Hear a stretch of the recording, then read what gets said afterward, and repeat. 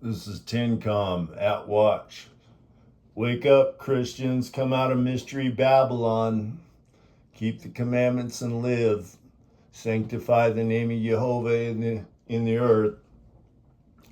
Come talk to us. Don't do a polluted Sabbath with our brother Judah, a polluted evening Sabbath. They're feasting in a polluted land. Come out of the Christian churches. Throw down your Christmas trees and your idols. Christmas is pagan. They've got you following the son of perdition. Yeshua is salvation. Come talk to us. The Sabbath begins at dawn. Come talk to us about the covenants of promise, the royal law, and the times of refreshing. Proverbs 3:1. My son, forget not my law, but let thine heart keep my commandments.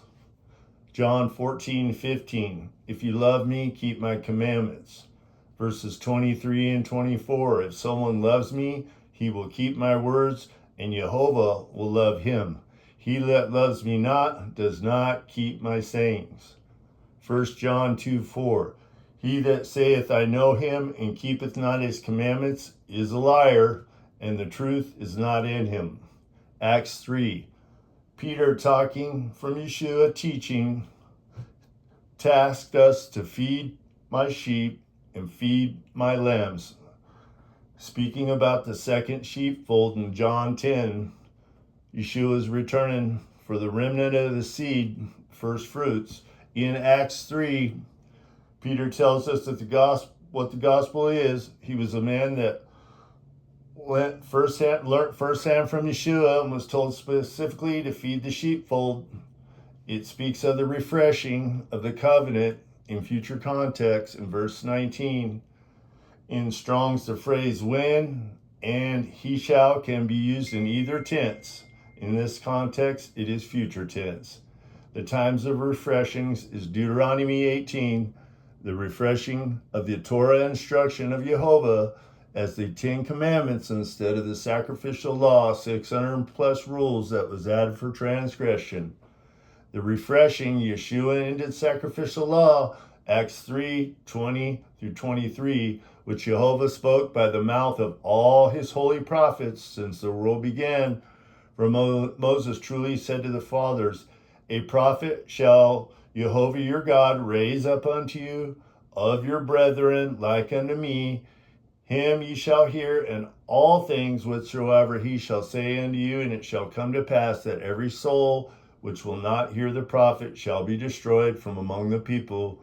This directly quotes Deuteronomy 18:15 through 19. The first half of verse 16, according to all that thou desiredest of Jehovah God in Horeb in the day of the assembly, saying, so what was desired of Jehovah at Horeb? The second part of verse 16 tells us, let me not hear again the voice of Jehovah my God, neither let me see this great fire anymore, that I die not. Go and read Exodus 16, chapter 20 to understand that it was Mount Sinai that was on fire. What else did Israel desire at Horeb? Exodus 19:8. And all the people answered together and said, all that Jehovah has spoken we will do. This was said after God proposed the Holy Covenant to the 10 Commandments before it was written. It was spoken. So they agreed to this covenant at Mount Horeb when it had only been spoken to them by Jehovah. Then Jehovah gives the written 10 Commandments at Mount Sinai. When the people saw Mount Sinai on fire, they asked Jehovah to take the law away so they wouldn't die.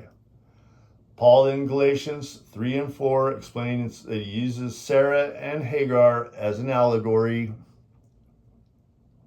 Mount Sinai represents sacrificial law, Galatians 3:19.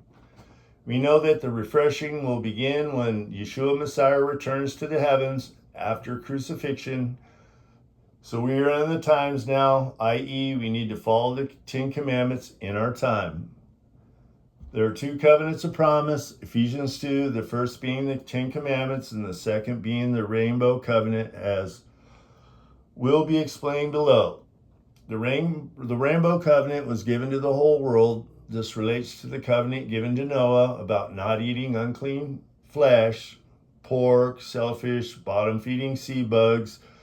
The list you can find in Leviticus 11. Those who eat unclean flesh, not considered food, will be destroyed. Isaiah 65:4. If we don't keep these two covenants of promise, we're counted as strangers, not part of the house of Israel. This is important. We need to be a part of the house of Israel because that is who the new covenant is to be made with. Hebrews 8:8-10. Behold, the day has come that I make a new covenant with the house of Israel and the house of Judah. These two houses make up the commonwealth of Israel. The restitution, Zephaniah 3, is when Jehovah will restore everything, the pure language and the calendar.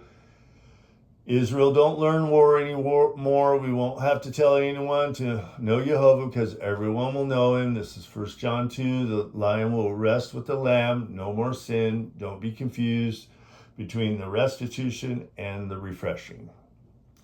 Mount Horeb comes up in Exodus 17, which talks about the life-giving water. The rest of the story is picked up in Deuteronomy 8:15-20. Sarah equals children of promise. Hagar equals children of affliction. So in summary, the commandments were given to Moses to follow Mount Horeb before they were written in stone later in Mount Sinai. This shows that we need to also keep the Ten Commandments in our current day. These statutes are a sign that we are Jehovah's children, as it shows we are reading and understanding his word and that we love him, because if we love Jehovah, we will keep his commandments. Come to the refreshing. Sabbath begins at dawn. Come to Straight as a Gate, or come to the Zoom this evening as well.